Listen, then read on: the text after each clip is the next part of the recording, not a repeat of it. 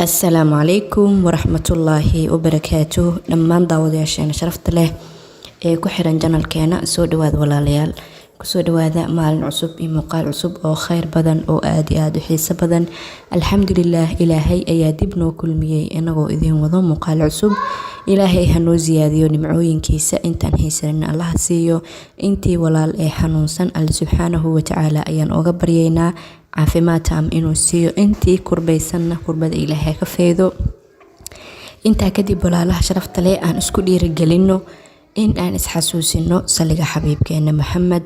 allahumma salli wa sallim calaa nabiyina muxammadin wa calaa aalihi wa saxbihi ajmaciin. muuqaalkan maanta waxaan idinkula wadaagi doonaa dhowr qiso kuwaasoo ka mid ah qisooyinka laga arkay suuratul faatixa iyo mucjisooyinkeeda iyo dad ka daalay inay isku daaweeyaan daawooyin kale oo arrimahoodii aad isugu xirxirnaa, laakiin markii ay akhristeen suuradan ilaahay subxaanahu wa tacaala ka kaafiyey wax walba oo idil oo kasoo haray suuradan. haddaba qisooyin dhowr ah ayaan idinla wadaagi doonaa maanta. qisadeena koowaad ee maanta waxay ku saabsan tahay gabadhaani waxay tiri waxaan aad iyo aad u xanuunsan jiray ama xanuun aan ka dareemi jiray dhabarka. xanuunkan wuxuu ahaa xanuun i daa'imay oo i laazimay. mar walba dhabarka aad ayuu ii xanuun jiray. waxaan maleyn jiray dhabarka inuu i kala go'i rabo. waxaan go'aansaday markii dambe inaan isku daaweeyo suuratul faatixa ama alxamdulilaahi rabbil caalamiin 7 mar ayaan akhrin jiray.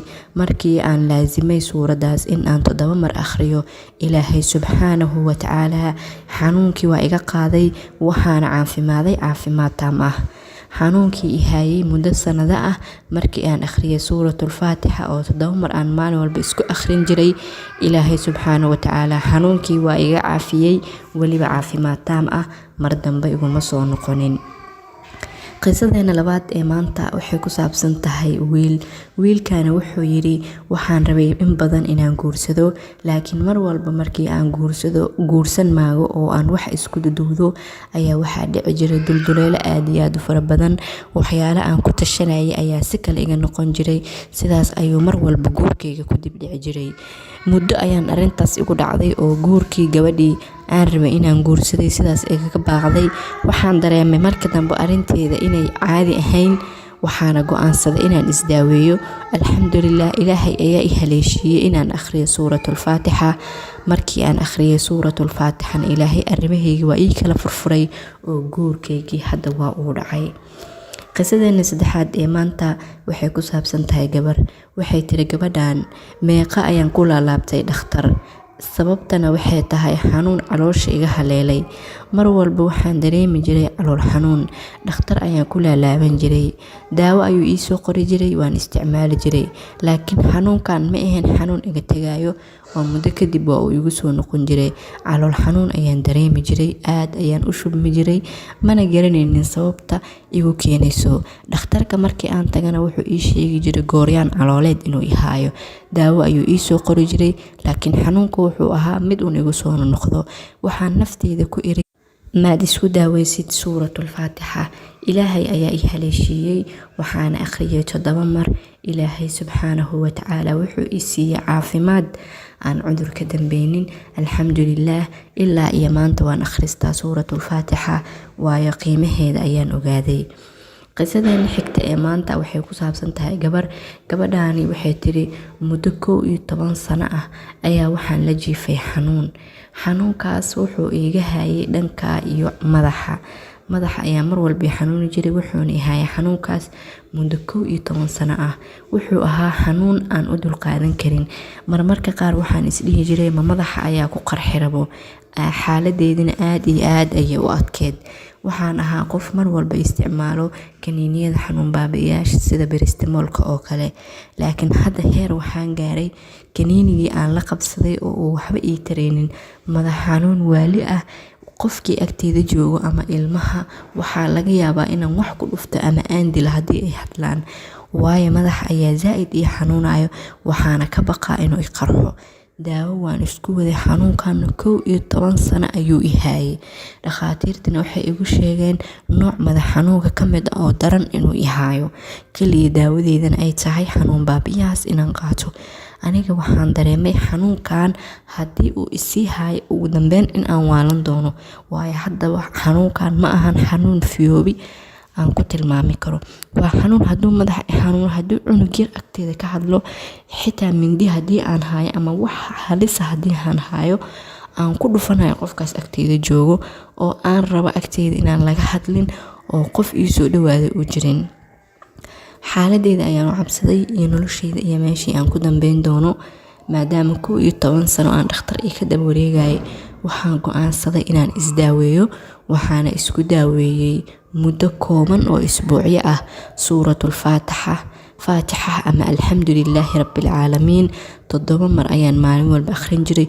koob biyo ah ayaan ku akhrin jiray kadib waa cabi jiray muddo isbuucyo ah markii aan waday alxamdulillaah madaxii waa ii fiicnaaday kaniini dambe uma baahanin wax dambana uma baahanin xanuunkina mar dambe iga muusa soo noqonin alxamdulillaah taas waxay ku dhacday ilaahay fadligiisa iyo fadliga suuratul faatixa ama alxamdulilaahi rabbil caalamiin suuradaas ayaan biyo ku akhriyay 7 mar kadibna waan cabi jiray qisadeena xigta ee maanta waxay ku saabsan tahay wiilkan wuxuu yiri waxa iga dhimatay hooyaday aad iyo aad ayaan u jeclaa nolosheedii oo idil ayaa ku tiirsanayd hooyaday markii aan waayay maskaxdeeda si ayay noqotay oo khafiif oo kale ayaan ka dareemay waxaan dareemay waswaas badan waxaan dareemay habeenkii inaan soo naxo habeen kasta anoo ku riyoonayo anoo dhimanayo nolosheedii dhan si kale ayay noqotay aniga maskaxdeedii waxay noqotay qof aan dhamaystirnayn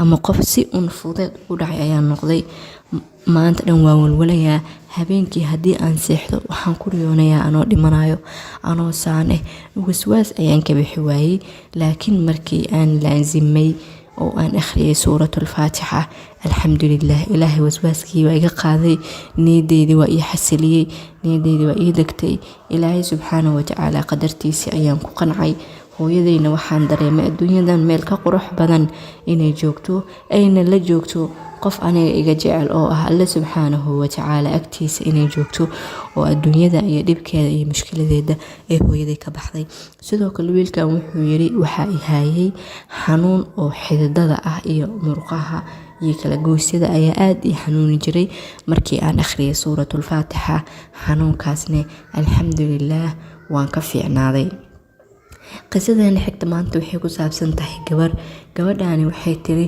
waxaan lahaa uurkeyga wuxuu ahaa 8 bilood uurkeyga 8 bilood ayuu ahaa intii hore cunugeyga dhaqdhaqaaqiisa waan dareemi jiray laakiin si kadis ah ayaan waxaan ku waayay cunuga dhaqdhaqaaqiisa markaad hooyo tahay aad uur leedahay waliba bilooyinka dambe aad ku jirto cunugaaga dhaqdhaqaaqiisa maalin oo kale waa macquul laakiin in muddo ama dhowr maalin haddii aad dareento inuu si cunuga dhaqdhaqaaqaynin waa xaalad halis ah waayo cunuga miyuu dhintay xaalad kale ku dhacday ma garan kartid waxay tiri aad ayaan u walwalay manaan haysanin lacag aan isbitaal ku tago oo aan ku soo hubiyo cunuga xaaladiisa anigoo aad u murugsan oo cunugayga ka walwalsan ayaa waxaan akhriyay suuratul faatixa 8 mar ayaan akhriyay suuratul faatixa anigoo gacanta marinaya caloosheeda alxamdulillaah markii 8aad markii aan saas u akhriyay ayaa waxaan dareemay cunugeyga inuu dhaqdhaqaaqayo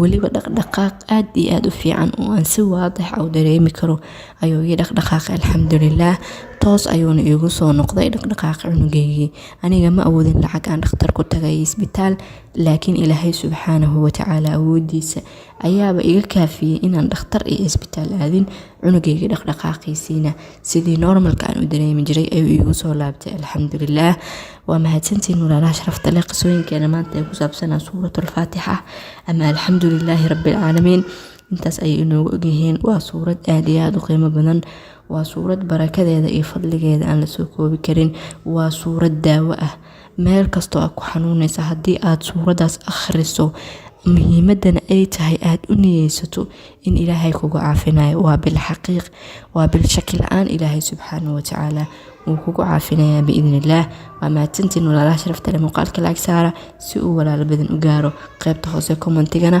aan ku soo qorno saliga xabiibkeena maxamed wassalaamu calaykum